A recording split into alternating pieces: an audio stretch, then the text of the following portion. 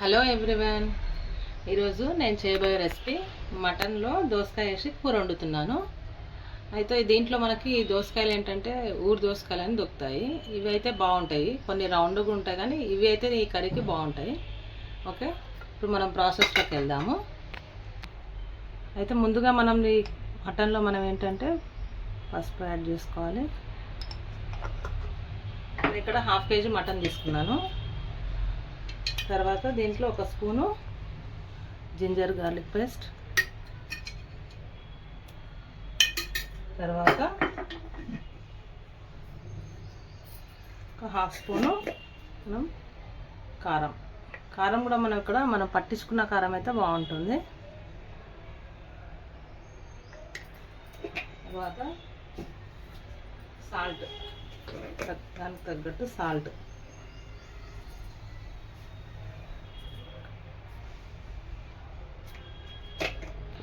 ఇవన్నీ వేసాక మనం ఇవన్నీ ఒకసారి కలుపుకుందాం.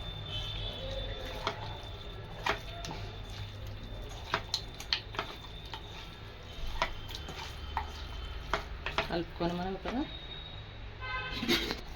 కలుపుకున్న మటన్ మనం ఇప్పుడు కుక్కర్లో మనం పెట్టుకుందాము. కుక్కర్లో అయితేనే బాగుంటుంది, మనకు మటన్ అనేది ఈవెన్గా మనకు ఉడుకుతుంది. ఇప్పుడు స్టవ్ ఆన్ చేసి నేను కుక్కర్ పెట్టాను. దీంట్లో నేను 2 స్పూన్ల వరకు నూనె వేస్తున్నాను. దీంట్లో ముందుగా సాజీరా, తర్వాత ఒక బిర్యానీ ఆకు వేసాక కొంచెం వేడెక్కాక దీంట్లో మనము కలిపిన మటన్ ఉంది కదా, దీంట్లో వేసేసుకుంటాం.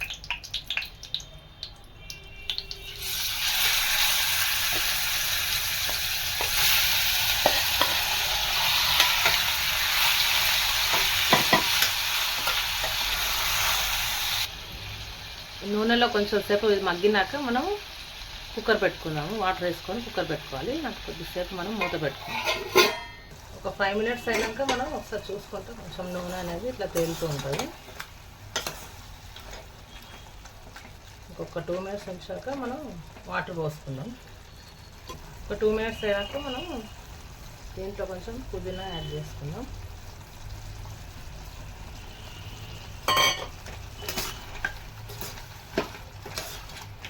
మనం దీంట్లో కొంచెం వాటర్ వేసుకుందాం. వాటర్ వేసుకొని ఒక విజిల్ పెట్టేసుకుంటే ఉడుకుతుంది.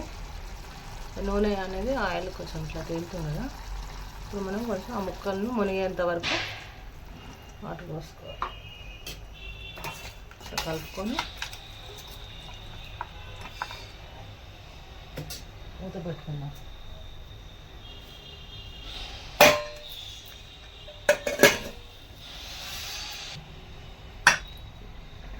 విజిల్ పెట్టుకుని ఒక 7 to 8 విజిల్స్ అట్లా వచ్చే వరకు మనం ఉంచుకుందాం.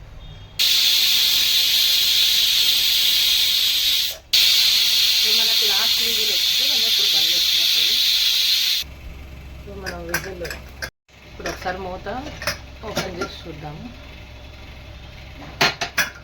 మటన్ ఉడికిందా లేదో ఒకసారి చూద్దాం. మటన్ మంచిగా ఉడికింది. ఇప్పుడు మనం స్టవ్ ఆన్ చేసి దీంట్లో ఇప్పుడు మనం ఈ దోసకాయ ముక్కలు కట్ చేసుకున్నాం కదా, దీంట్లో యాడ్ చేద్దాం.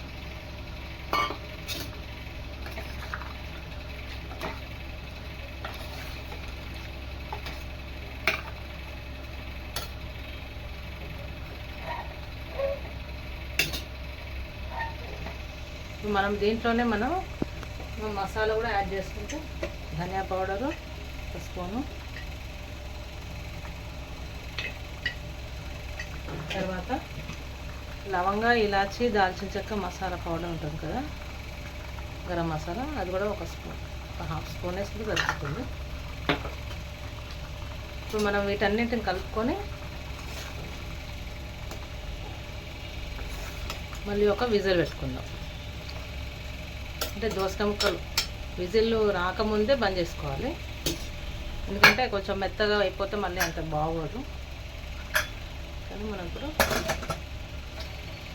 విజిల్ పెట్టుకొని ఆ విజిల్ వస్తున్నప్పుడే మనం బంద్ చేసేసుకోవాలి. అయితే మనం విజిల్ పెట్టుకోవచ్చు, లేదంటే మామూలుగా మూత పెట్టి కూడా మనం దోసకాయని ఉడికించుకోవచ్చు. కొంచెం ఇట్లా అయితే ఈవెన్గా ఉడుకుతుందని మనం ఇట్లా కుక్కర్లో ఒక విజిల్ పెట్టేస్తే సరిపోతుంది. ఇప్పుడు ఆఫ్ చేసుకుందాం స్టవ్ని. విజిల్ వేసి ఒకసారి ఓపెన్ చేసి చూద్దాము.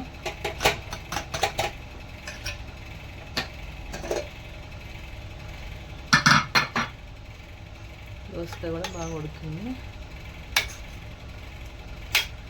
మరి ఉడకనట్టుగానే ఉంటేనే బాగుంటుంది దోసకాయ. మరి మెత్తగా అయితే కూడా అంత టేస్ట్ ఉండదు. మనం దీంట్లో కొత్తిమీర యాడ్ చేసుకొని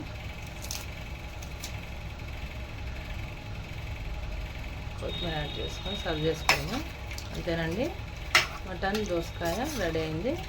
రైస్లోకి కానీ చపాతీలకైనా దేంట్లోకైనా బాగుంటుంది. మేము ఇప్పుడు లంచ్ చేసుకున్నాము.